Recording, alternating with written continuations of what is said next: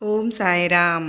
సమాధి నుండి నా మానుష శరీరం మాట్లాడును అని అన్నదానికి సాయినాథులు అర్థం, దేహాతీతులుగా మారి యోగ సిద్ధి పొందిన వారికి సాయినాథుని రూపం కనిపిస్తూ మాటలు కూడా వినిపిస్తూ ఉంటాయి. శ్రీ సాయి చెప్పింది ఇదే.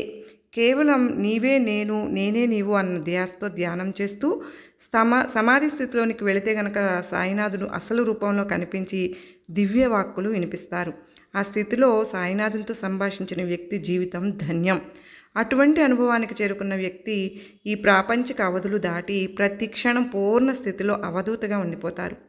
ఆ అద్వైత స్థితి కలగడం భక్తికి పరాకాష్ట.